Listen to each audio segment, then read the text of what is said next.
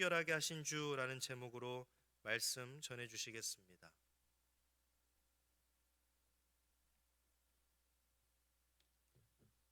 고난주간 특별 새벽 기도회를 드리게 된 것을 하나님께 감사드립니다. 오늘 영상을 통해서 또 예배드리는 여러분에게도 주님이 함께 하셔서 은혜를 나누기를 소원합니다. 예수님 당시에 세계에 도처에 흩어져 있던 유대인들이 6월절이 되면 예루살렘 성전으로 다 모였습니다. 굉장한 축제지요. 근데 이 성전에 들어가려면 성전세를 내야 됐어요. 근데 이 성전의 이 돈은 아주 거룩한 돈이기 때문에 그 특별한 그런 성전에서만 사용되는 그런 이 화폐를 사용했습니다.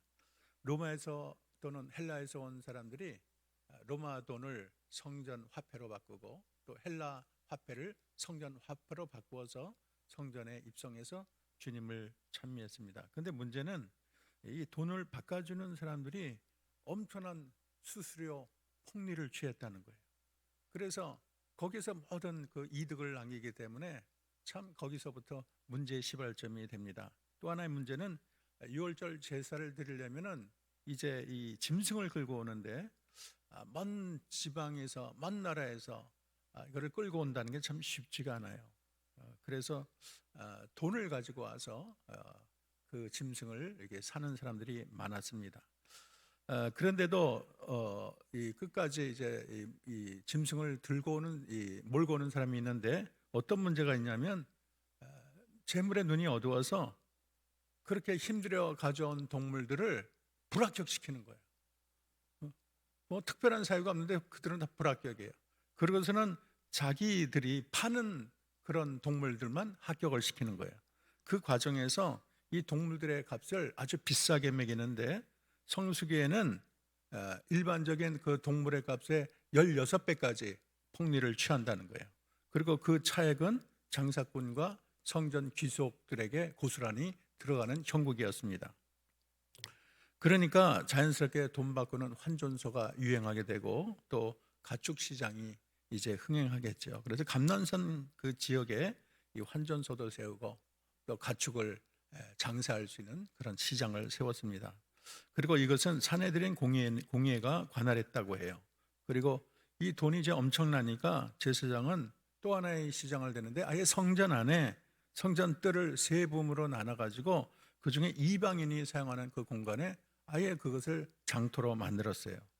그래서 이 교회 이제는 성전 안이 제사는 뒷전이고 돈 버는 데만 혈안이 가득했습니다. 그리고 그 모든 이 부는 제사장과 사내들인 공의 속에 들어갔기 때문에 그들의 뭐 묵인하에 문제 삼지 않고 자기가 돈을 취하니까 다 그를 공공연하게 허락하는 형국이었습니다.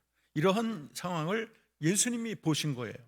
그래서 예수님이 노끈으로 채찍을 만들어 가지고 양과 소를 성전 밖으로 다 모는 거예요. 그리고 상을 다 뒤엎어 버렸습니다. 지금 보면 이제 33살 그러니까 청년인데 아주 젊은 이가 하니까 얼마나 대단하겠어요. 거기에 비둘기 파는 사람들, 장사하는 사람들 다 예수님이 그걸 다 뒤엎어 버렸어요. 그러면서 예수님이 내 아버지의 집으로 여기서 장사하지 마라. 그리고 성전을 너희들은 강도의 굴렬로 삼았다. 그렇게 그들에게 하나님의 그 진심을 선언했습니다. 그리고 주의 집을 위하는 열심이 나를 삼켰다고 시편 69편 그런 구절에 선언하고 있습니다. 그래서 예수님이 이제 돌아가실 때가 얼마 되지 않았죠. 월요일 날 이런 것을 행했으니까 이제 일주일 후에 이제 이 세상을 떠나게 되는데 이 도대체 어떤 의미가 있을까? 왜 그런 일을 하셨을까? 이것은 부패한 종교에 대한 하나님의 거룩한 분노라고 해석할 수가 있습니다. 그래서 예수님은 제사장이 자기를 죽이려는 관계를 알고 있었지만은 과감하게 하나님의 진정한 메시지를 남기기 위해서 이런 단호한 모습으로 성전의 타락을 지적을 했습니다. 오늘 이 성전 청결을 통해서 어떤 메시지를 주실까요? 이거는 교회의 순수성과 거룩성의 회복을 향한 우리 주님의 간절한 열망을 볼 수가 있습니다. 아까 말했지만은 마가복음 11장 17절에 오늘 내 집은 만민이 기도하는 집이라 칭함을 받으리라. 너희는 강도의 굴렬로 만들었도다. 그렇게 말을 했어요. 이 굴렬이라는 것은 피신하는 동굴이라는 뜻인데 종종 모이던 유다 언덕의 동굴을 우리에게 연상하게 합니다. 그리고 만민은 민족과 종족을 초월한 모든 백성을 얘기하는데 하나님의 집은 어떤 한 무슨 지역이나 민족에 한한 것이 아니고 세계 모든 만민이 기도하는 곳이라는 것을 알려주고 있습니다. 근데 오늘날 많은 현대교인이 이런 교회의 본질을 잃어버리고 세습이나 금권선거, 윤리의식 결여, 당파 싸움, 또 교회 재정의 불투명한 사용, 이 세속화 문제로 사회에 많은 질타를 받고 있습니다. 그래서 복음의 본질보다는 어떻게 부흥하는 기법에만 치우치는 문제, 그래서 꽝 잡는 게 매라는 생각으로 하여간 뭐 교회 사람은 끌기만 잘하면 된다. 그래서 프로그램에만 그렇게 열중하는 교회들이 많이 있습니다. 그래서 우리 흔히들 사람의 영혼을 구원하는 것이 아니고 우리들끼리 천국이라는 그걸 유람선처럼 되어버리는 교회가 얼마나 많습니까? 예수님은 종교적 이권과 맞춰 순수성이 이 상실한 교회, 제사보다는 장사에만 그렇게 몰두하는 교회, 또 모양은 있지만 내용이 다 변질된 교회, 그리고 이 교회를 자기 자산처럼 여기는, 상업적으로 여기는 그런 교회들을 비난하고 있는 거예요. 그래서 우리 주님이 오늘 말씀을 통해서 좀 우리가 생각해야 될 교회의 바른 모습 세 가지를 한번 생각해 보려고 합니다. 첫째는 교회는 만민이 기도하는 집이라고 했습니다. 주님은 소와 양을 환전한 자를 다 몰아세우고 성전은 만민이 기도하는 집이다, 만민이 기도하는 집이다를 아주 강력히 선포하고 있어요. 성전은 하나님의 집이고 죄인이 이곳에 와서 하나님을 만나고 또 자기 죄를 용서받고 하나님의 인자함을 맛보는 곳이에요. 그런데 그것을 매매의 장소로 바꿔서 되겠습니까? 교회는 만민이 기도하는 곳인데 요한계시록에 보면은 8장 4절에 이렇게 되어 있어요. 향연이 성도의 기도와 함께 천사들의 손으로부터 하나님께 올려가는지라, 그렇게 말을 하고 있어요. 옛날에 제사장 아론은 아침 저녁으로 향을 피워가지고 이 향이 24시간 동안 계속 올라가는 거예요. 이거 하나님의 명령이에요. 근데 이제 십자가 사건 이후에 이 향은 이제는 사라졌어요. 그러나 영적인 면에 있어서는 옛날에 구약 시대에 향불이 올라간 것처럼 신약교회는 기도가 계속 하나님께 올라가야 된다는 것을 알려주고 있습니다. 우리 주님이 이렇게 만민이 기도하는 교회, 기도를 강조했는데 마음 아픈 것은 기도가 사라진 교회가 너무 많다는 거예요. 참 옛날에 비해서 얼마나 기도가 많이 식어졌습니까? 우리가 일제시대나 전쟁 때 얼마나 눈물 말려 기도했고 50년대, 60년대, 70년대 얼마나 우리의 부모님들이 얼마나 열심히 기도했나요? 산에서도 기도하고 새벽에도 기도하고 막 부르짖고 모였다 그러면 모여가지고 저도 기도하던 기억 많이 나요.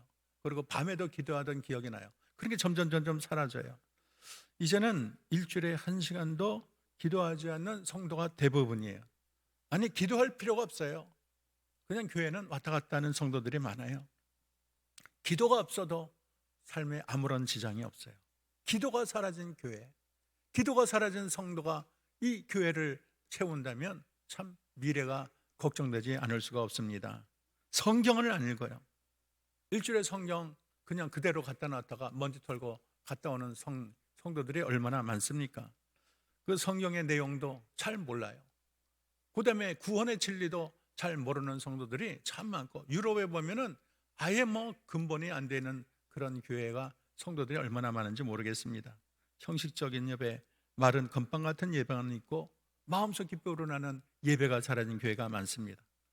그래서 이 만민이 기도하는 교회, 마음과 정성을 다해서 기도가 불타는 교회, 말씀을 삼하는 교회, 영과 진리로 예배하는 교회가 되도록, 근본이 바로 서는 교회가 되도록 우리가 힘써야 되겠습니다. 두 번째는 겸손한 교회가 돼야 되겠어요. 겸손은 오늘 한국 교회가 하나님 앞에 취해야 할 최고의 미덕이에요. 겸손이라는 것은 나의 부족을 느끼고 그래서 주님을 의지하는 행위, 마음을 높이지 말고 세상의 자랑이나 세상에 무슨 교만한데 마음을 두지 않고 십자가 밑에 자신을 낮추는 것을 말을 하고 있습니다. 유대 지도자들은 아주 거만했어요. 그리고 자기 모든 것을 제 뜻대로 하고 심지어는 예배조차 다 팽개치고 자기 돈 버는 데 혈안될 만큼 그 안에 교만이 가득 찬 거예요. 오늘 베드로 사도는 이렇게 말을 합니다. 베드로전서 5장 2절 3절 이렇게 얘기하고 있어요. 너희 중에 있는 하나님의 양무리를 치되 억지로 하지 말고 하나님의 뜻을 따라 자원함으로 이득을 위하여 하지 말고 기꺼이 하며 맡은 자에게 주장하는 자세를 하지 말고 양무리의 본이 되라. 주장하는 자세로, 자기 권위로 그냥 밀어붙이는 거 하나님 별로 안 좋아해요. 자기가 목사다, 장로다, 권사나 집사다, 이걸 하나의 교권으로 삼아서 그거를 그렇게 우월의식을 가지고 그렇게 생활을 해서는 안 되겠습니다. 그래서 교회는 남들이 알아주고 빛내주고 이런 것보다는, 그런 보다는 정말로 겸손하고 낮은 곳에 흘러가는 물이 있잖아요. 물은 낮은 곳으로 흘러가는 것처럼 낮은 곳에 흘러가서 정말 힘들고 어려운 자를 보듬어 안고 또 그들의 마음의 모든 상처를 씻어주는 그런 교회가 되면 좋겠습니다. 사회적인 약자나 정신지체자, 신체 장애자들, 병들고 어려운 일을 수용하면 얼마나 좋습니까?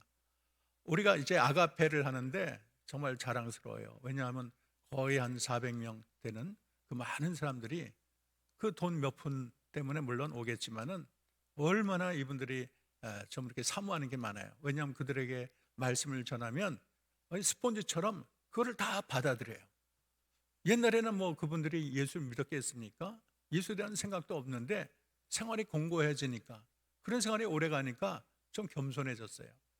그래서 말씀 전할 때 아멘으로 받아들이고, 그 돈 그냥 몇 푼 안 돼도 그거를 찾기 위해서 새벽부터 오는 저 열심을 보면 참 저분들이 말씀을 그렇게 사모하고 또 천국의 백성이 되면 얼마나 좋을까, 이런 생각을 해봅니다.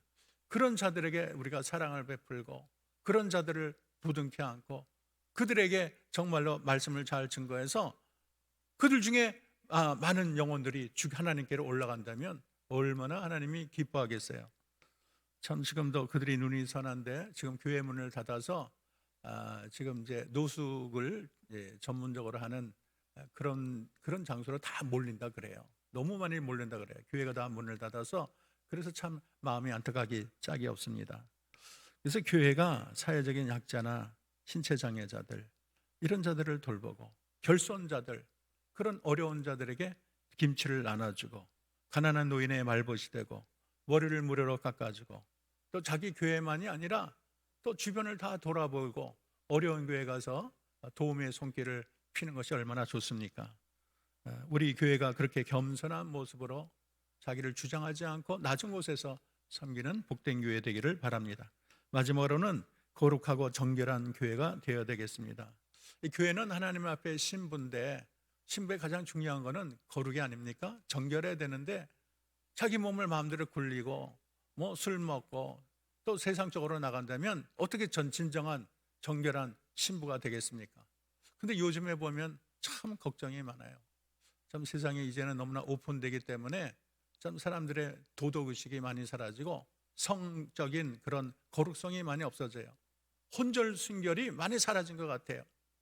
이 통계를 보면 굉장히 많은 사람이 그걸 문제시하지 않는 그런 사람들이 많습니다. 심지어는 동성애가 이제는 그게 무슨 죄냐, 그렇게 옛날에는 숨어서 몰래 했을 텐데 지금은 이제는 퀴어 축제라 그래가지고 자신의 권익을 주장하고, 이제는 동성애도 다들 그냥 자연스럽게 여기고 그게 뭐가 죄냐, 심지어는 교회에서 그것을 허락하는 교회들이 많아지고 미국에도 PCUSA가 동성애를 이제는 허용하는 쪽으로 나갔습니다.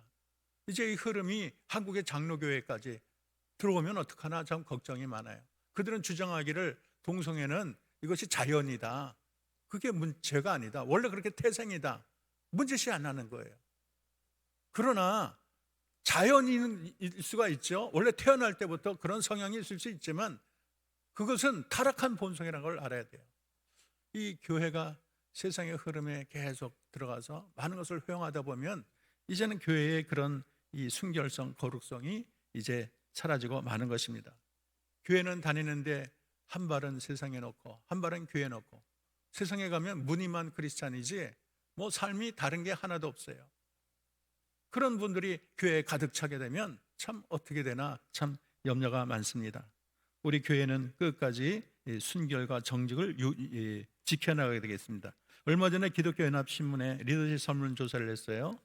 근데 교회 리더가 갖춰야 될 덕목의 질문인데 응답자 중 31.2%가 청렴성, 그리고 17.5%가 도덕성, 그런 걸 강조했어요. 이 카리스마나 사회적 영향, 탁월한 설교, 그렇게 큰 퍼센티를 차지하지 않았어요. 이것은 한국 교회가 건강하고 사회 신뢰를 얻기 위해서는 윤리, 도덕적 회복, 정직과 배려, 이런 문제가 가장 중요하다는 것을 나타내고 있습니다.